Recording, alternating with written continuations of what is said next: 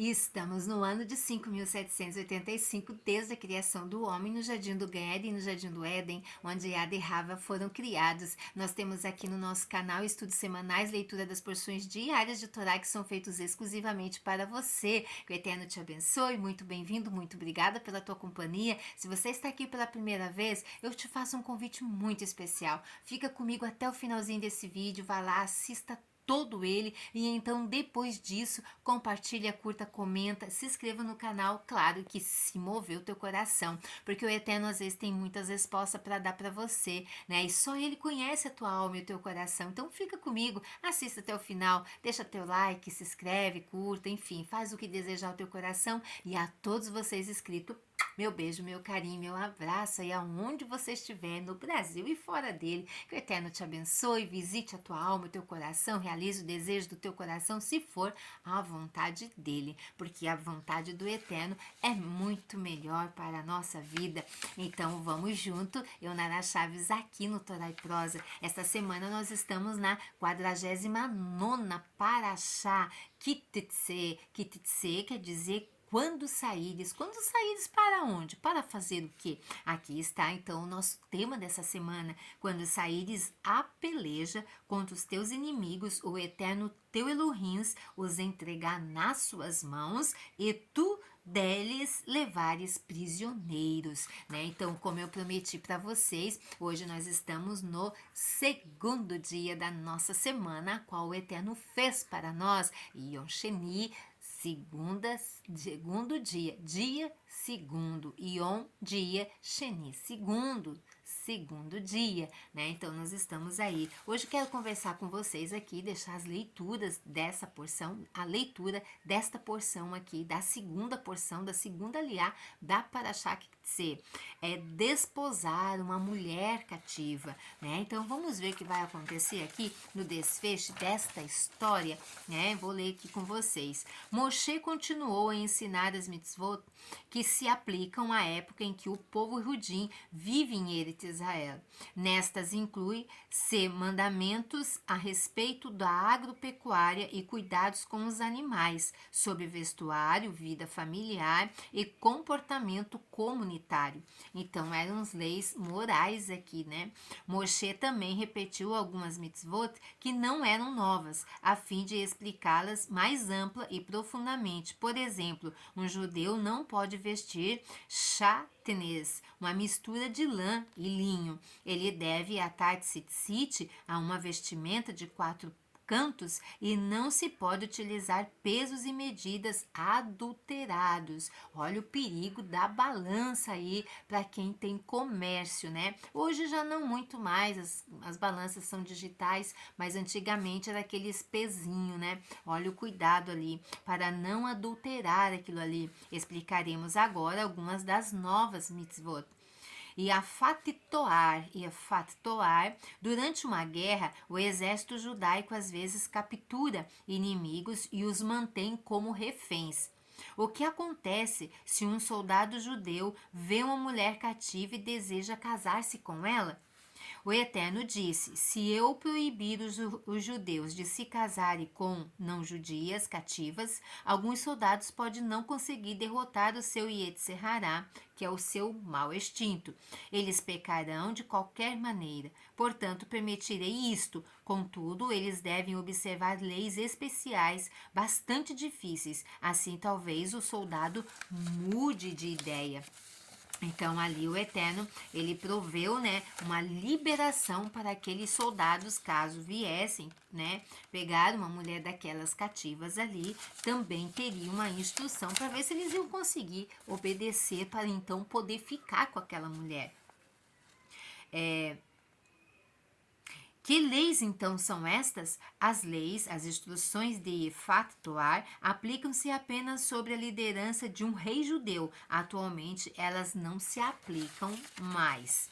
Primeiro, quando o soldado judeu levar a Efat Toar, a cativa de guerra, Efat Toar, a cativa de guerra, à sua casa, ela deve raspar todo o seu cabelo, ou seja, ficar careca sem cabelo nenhum.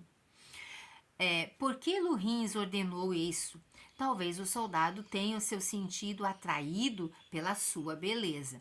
Ao raspar o seu lindo cabelo, ele poderia não desejá-la mais. Segundo, ela deve deixar as suas unhas crescerem para que tenham uma aparência horrível. Não poderiam elas cortar. Pensa mulher aí sem cortar e sem fazer as unhas. Diz pra mim você que é mulher que está do outro lado aí, né? Alguém aqui já ficou careca? Conta pra mim se tu já passou uma situação difícil que tu precisou ficar careca ou que caiu teus cabelos. Ou quando começou a cair você sentiu aquele gelo, aquele desespero, aquela preocupação, né? Conta pra mim aí se tu já passou momentos aí. Eu já passei. Né? Eu já passei. Se você visitar aqui no canal, lá no canal, a descrição do canal, você vai entrar no site. Lá no site você vai ver algumas fotos que eu deixei lá sobre um trabalho que eu fazia, eu com meu esposo, num hospital de oncologia, de tratamento de câncer, o qual eu passei e todo o meu cabelo caiu. E quando eu saí de lá, pelo milagre do Eterno, eu decidi fazer o trabalho voluntário. E isso para mim foi de grande valia, né? Mas eu senti isso já na pele de ficar careca, sem nada de cabelo. E não foi uma experiência boa, né? Embora eu sabia que estava acontecendo comigo, que eu estava no tratamento do Eterno, não do homem, nas mãos do Eterno e aos cuidados dele, mas aos olhos das pessoas, as pessoas olham assim, com aquele olhar coitadinha, ou ai que vergonha, ou ai que feia, né? Porque não é legal, mas a gente passa. Conta pra mim se você mulher ou homem também já passou por uma experiência dessa, né? Mas a mulher, ela é mais sensível, né? O homem já tá meio que habituado, mas a mulher é muito mais sensível, né? Porque a beleza dela está ali nos seus cabelos. Então ela deve deixar as suas unhas crescerem para que tenham uma aparência horrível. 3. Ela deve despir-se de suas belas vestimentas. O soldado agora olharia para ela e se perguntaria: como pude sequer pensar em casar-me com ela, em vez de com uma mulher judia? Então, o Eterno queria que este homem que pegou ela como cativa tivesse certeza do que realmente ele queria com aquela mulher. Ou se era só aquela atração física, quando olhava para aquela mulher linda, aqueles cabelos lindos, aquelas roupas lindas, unhas muito lindas, né? Mas imagina uma mulher ali, naquela situação. Será que ele ainda ia conseguir ficar com ela? Você que é homem que está aí me assistindo, comenta aí, deixa o teu comentário. Você conseguiria ficar com essa mulher? Responda para mim que eu quero saber. Contudo, se ainda a quiser como esposa, ela permanece em sua casa por um mês. Ela deve se preparar para ser uma guiorete, uma convertida. Somente após a conversão, um judeu poderia então se casar com ela. Durante esse mês, ela deveria prantear os seus pais, os quais estava deixando. O soldado a veria chorando e infeliz. Isso poderia fazê-lo pensar: será que eu realmente preciso de uma mulher assim?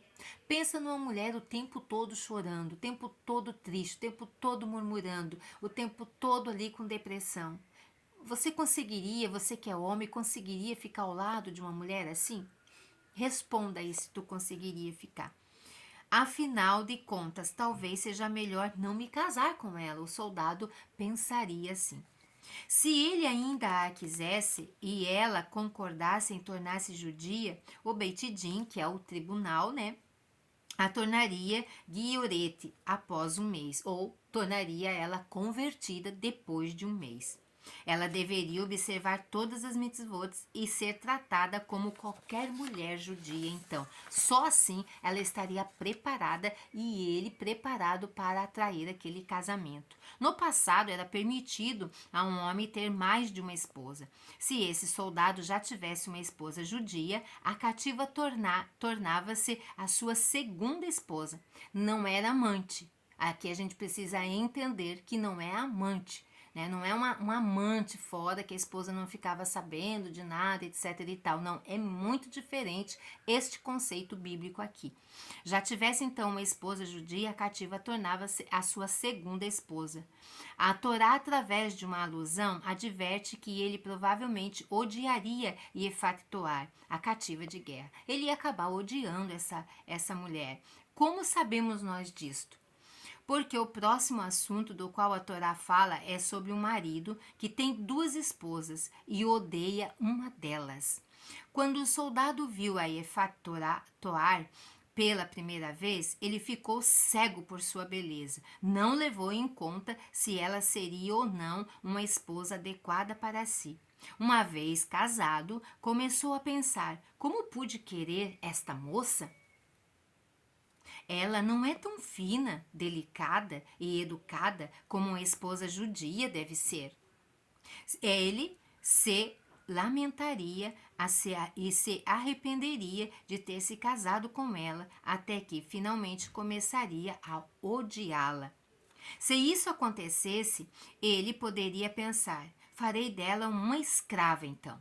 Ou talvez a venda como escrava, mas a Torá o proíbe de agir assim. Você tomou por esposa, agora deve tratá-la bem. Então aqui nós vimos como deveria ser o tratamento e a instrução para o soldado que foi para a guerra e levou da guerra a mulher cativa. Será que ele estaria apto a isso? Porque tudo tem a instrução do Eterno para tudo que a nossa vida precisa tomar as direções, né? Então é muito bom a gente não estar sozinho. O Eterno fez o homem e a mulher e deixou a sua carta de amor, a sua instrução para que a gente lesse, observasse e andássemos nela para sermos felizes. Se você gostou, então curta, compartilha, comente. Se não é inscrito e moveu teu coração aí, se inscreve no canal e nos ajude a crescer. Juntos somos mais fortes e vamos muito mais longe. Somos um grande luzeiro brilhando aí nos quatro cantos desta terra, alcançando vidas que precisam de Torá. Que o Eterno te abençoe. Beijo no teu coração. Lehitraot. Não esquece de ativar o sininho para receber as notificações. Lehitraot. Até a próxima.